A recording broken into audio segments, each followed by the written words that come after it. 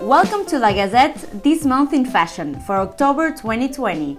This is our new format where we'll tell you about the month's most important happenings in the world of fashion and luxury. We'll let you know the top news in the industry so you can just put your headphones on and walk around, cook or whatever, and stay up to date with the latest in the industry. Don't worry, if we talk about something you need to see, like a magazine cover or a campaign, we'll tell you to look at your phone if you can. Okay, so let's get started with our top story of the month. First of all, as we're in France, we need to touch on the new confinement measures, which is sure to affect everyone, including and especially the fashion industry, as retailers do count a lot on Christmas shopping. If you're abroad, we'll fill you in.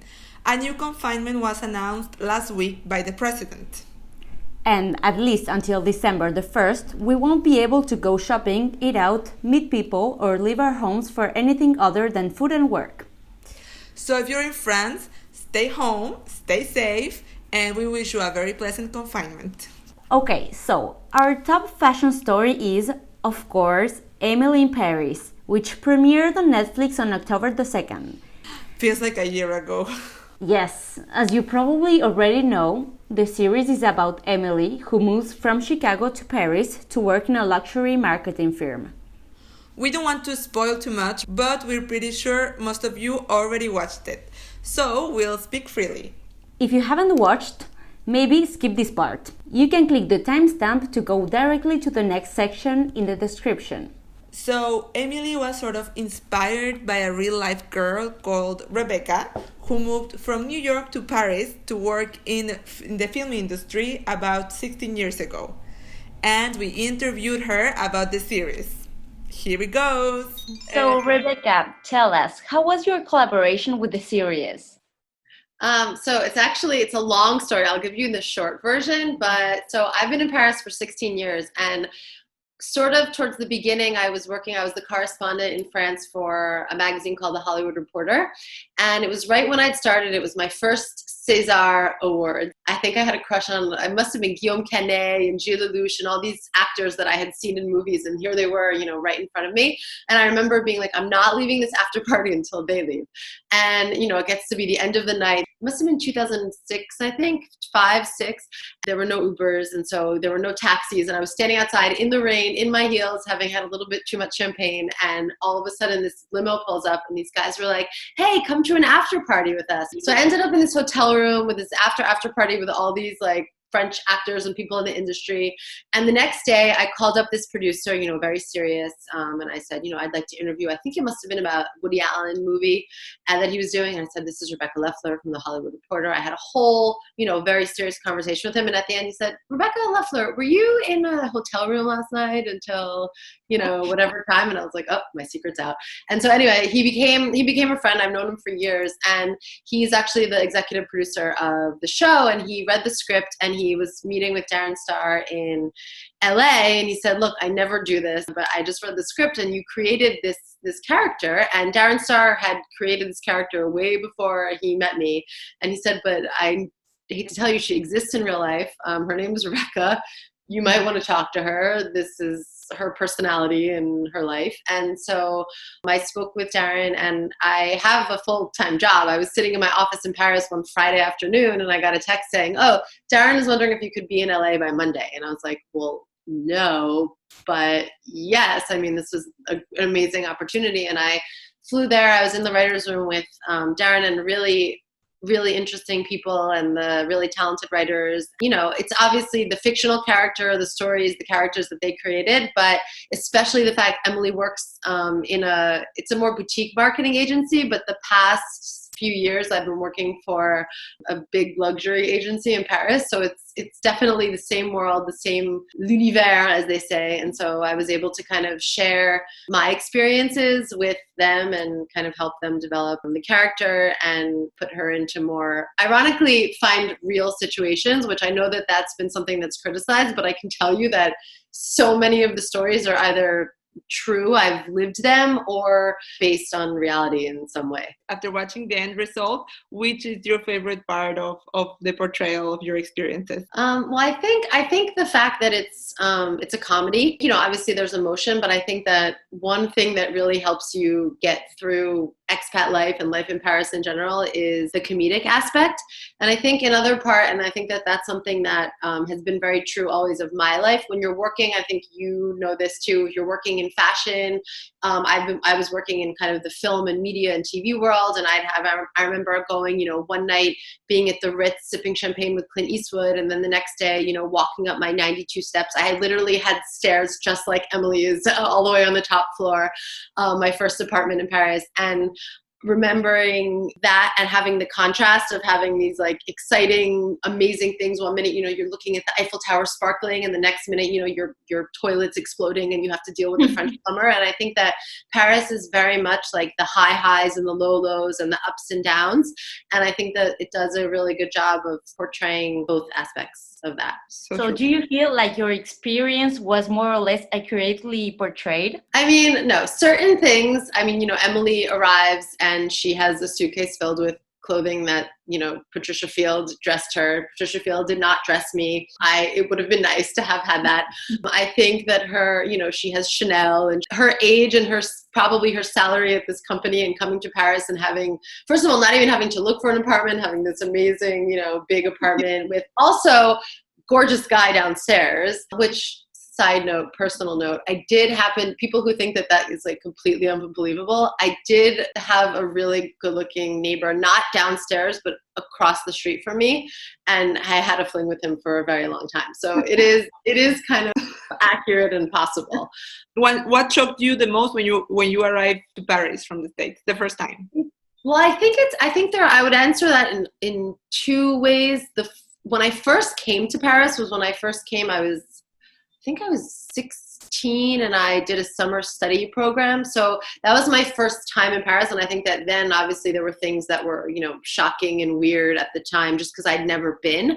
But then I think there were other things that, you know, when I first really lived in Paris, like originally, you know, you come and it's all beautiful and you're a tourist. And then when you start to live there, it's like, oh, it's not just, you know, walking around the Louvre and going to the Eiffel Tower and French people, you know, wearing berets and baguettes. And there's actually, you know, it's much less glamorous and it's much more real life. So I think that was probably, I guess, the biggest wake up call. But I don't know. I think there's also, you know, you can kind of, there's still that aspect of Paris that is the postcard.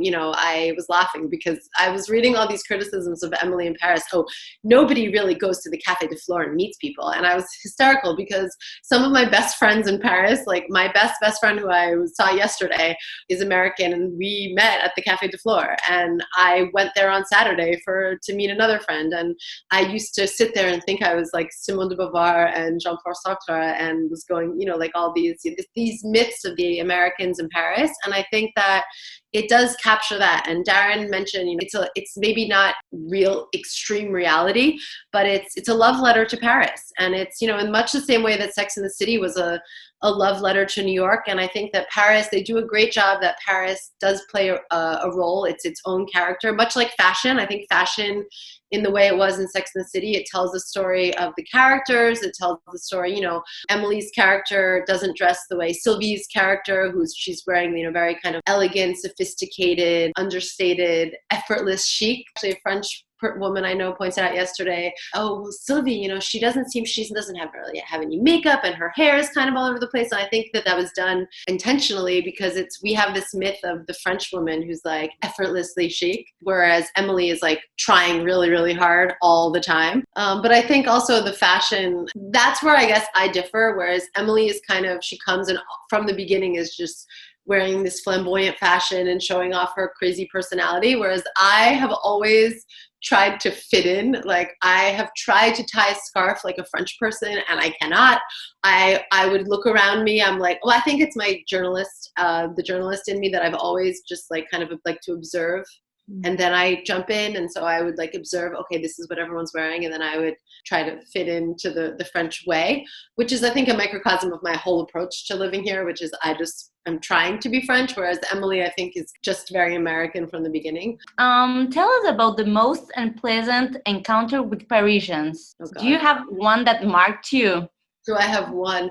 Actually, my first most unpleasant encounter was with a French pigeon. And I think my most unpleasant encounters have been with French pigeons.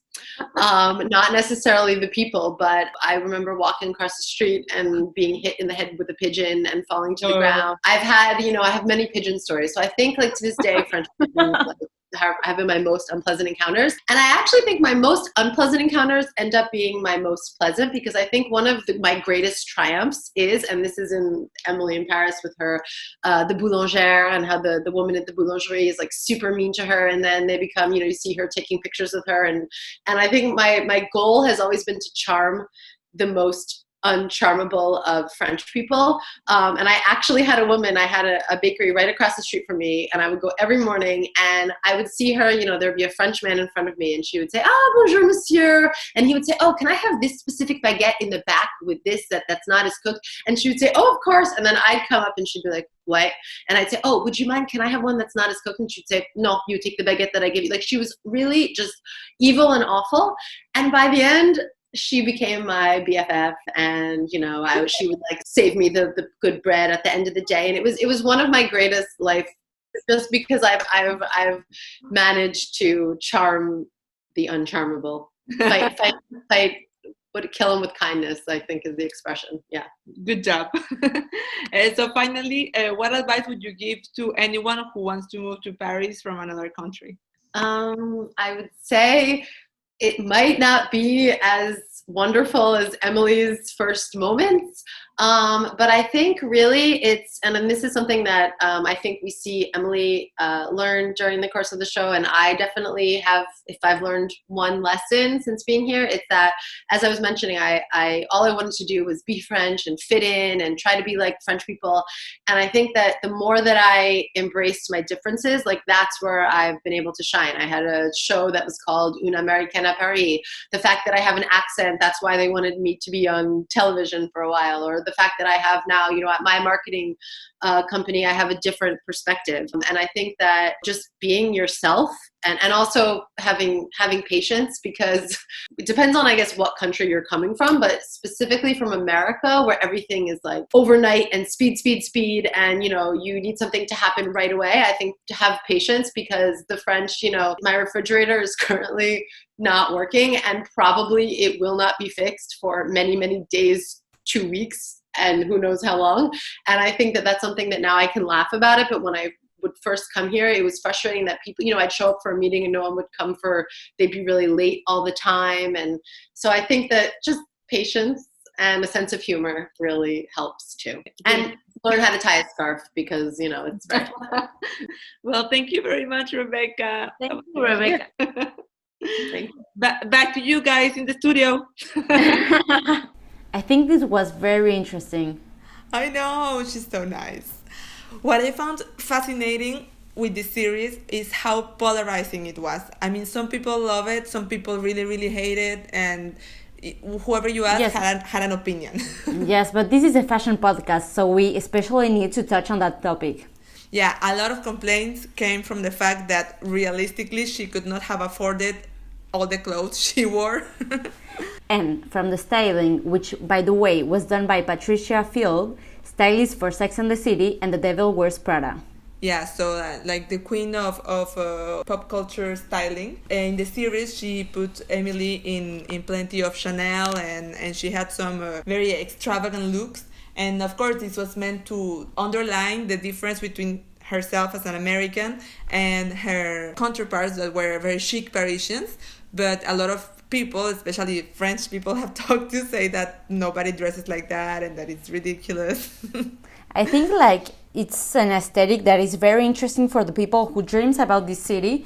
And I think it's clearly a series for a foreigner that, I don't know, my opinion before talking to Rebecca was that this was a series for someone that doesn't live in Paris. But now I realized that maybe we all have different experiences, and I didn't have that experience. I mean, I wasn't in Café de Flore, I was in like pub bars in Rue Mouffetard because I was a student, you know, and I have like that student budget, so like drinking cheap beer.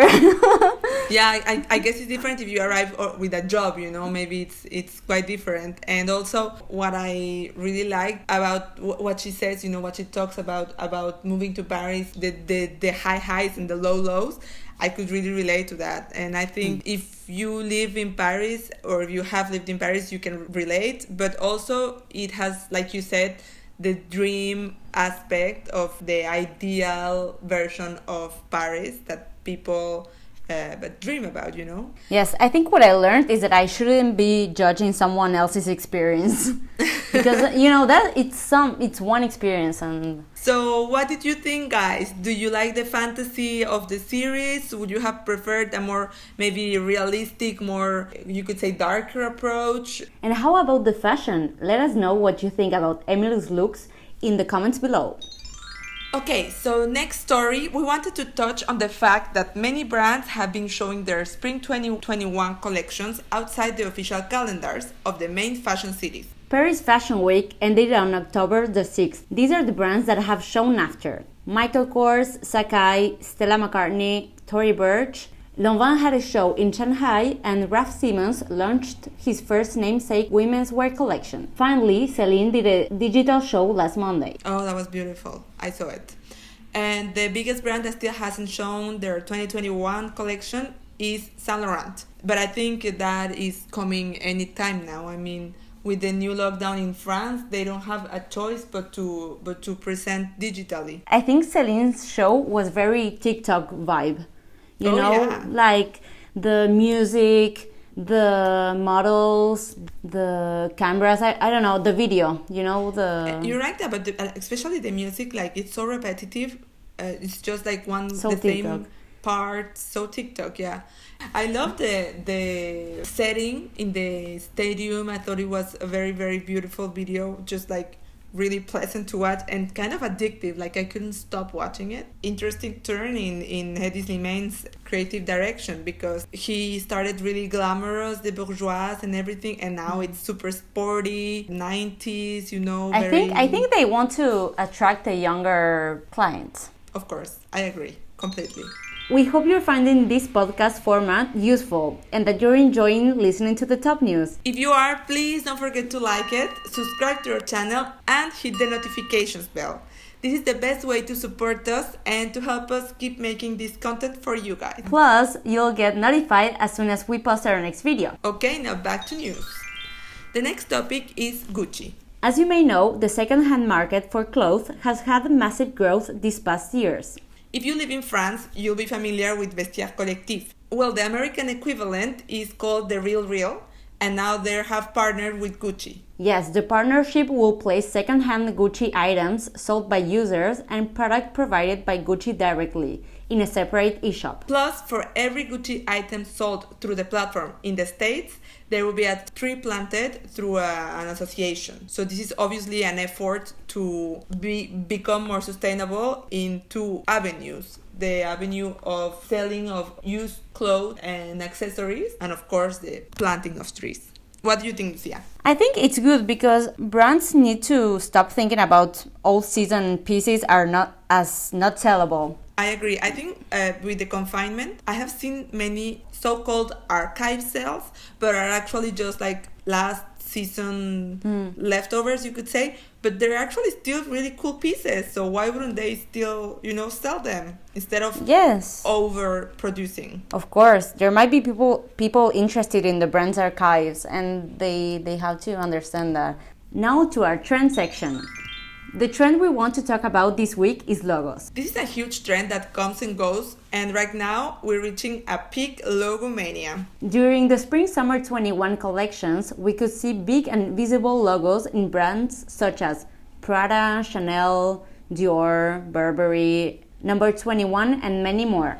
Do you like this trend, Gabi? Well, I actually think it's interesting to see that it's like we're having an opposite effect than in the previous economic crisis, because that's, I don't know if you remember, maybe you're too young, that's when the normcore trend appeared and brands made an effort to be more subtle and hide opulence, and it was, you know, the rise of Phoebe Philo, Celine, and this time around, maybe only for the time being, or maybe that will come again, but it seems like the opposite is happening. It's like brands are trying to be more visible than ever. I think the brands are trying to be seen, and they want to become viral for new consumers, maybe.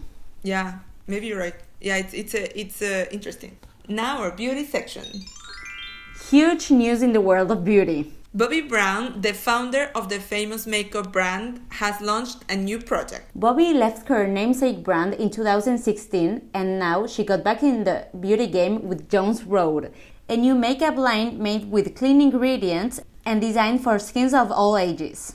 She's starting with only 6 products, including a light gloss, a moisturizer / skin tint, and eyeliner. I think it's so interesting how she's obviously like one of the greats of the industry, and she's focusing of inclusivity, age inclusivity, and natural products. And to me, this just speaks volumes of the overarching trend in the beauty industry, which I think it's going to a better place. Yes. Okay, now to our media section. So we have a few headlines to talk about for the fashion media. First of all, and I was truly shocked to learn this, Manrepeller has closed. The digital media started by Leandra Medin in 2010 was an alternative, cool girl, Brooklyn kind of website for fashion and lifestyle. A few months ago, its founder decided to step back from running it amid accusations of mistreatment of Black and people of color staff members. A few days ago, the news broke that the site was ceasing operations. So we'll now have to wait and see what will happen next for the media brand. Another wait-and-see story is TikTok. As you may know, Trump recently banned the app from the US. However, a federal court said the government could not order the app off the App Store yet. Trump's justification for the ban is that the company delivers information on millions of Americans who have downloaded the app to China. Now the company has until November 12th to find US buyers and to be based in the States to be able to continue to operate. And there's already a deal taking form between Oracle and Walmart, who are both buying parts in the company. Again, we have to wait and see what happens.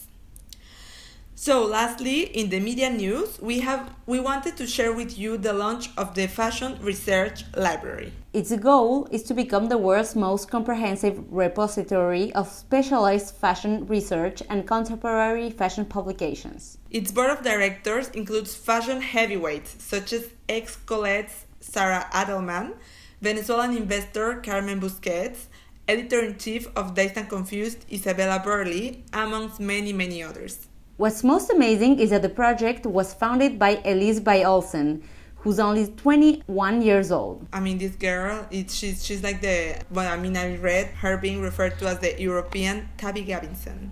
Wow. Yeah, she's so cool. Anyway, the library will be free and it will be a global resource, so definitely go check it out. It's already online at fashionresearchlibrary.com. Now to our business section. Tring, tring, tring. Finally, for our business section, we wanted to say congratulations to Malika Sable for being appointed Chief Diversity, Equity and Inclusion Officer for Prada USA. And also to Prada for creating this position. Before this, Malika was the Director of Cultural Diversity at LVMH. These sort of positions should, of course, not be necessary, but sadly, in today's context, they are. So we're glad brands are starting to decide to have a real commitment to diversity and inclusion from within, and not just as a marketing strategy. Other companies that have similar positions are Chanel, Gucci, and Kering as a group. If big names in the luxury set this trend, we hope it will quickly spread throughout the rest of the industry. Finally, an update to our business news of last month. You might remember we told you about the Tiffany-LVMH deal being suspended. Well, it's back on. As we suspected, the backing off of LVMH was only a negotiation tactic by Bernard Arnault. Now he's getting the American jeweler for more than $400 million under the initial price. Great. I mean, that's a good. He's not the best businessman of France for nothing, huh? So Tiffany is officially joining the LVMH family. Well, there you go, guys. That's it for this month in fashion for October 2020. Before you go, don't forget to give us a thumbs up if you liked it and share this content with anyone you think might find it interesting. Also, subscribe to our channel and hit the notifications bell to be among the first to watch our next video. Thanks for listening! See you soon at La Gazette!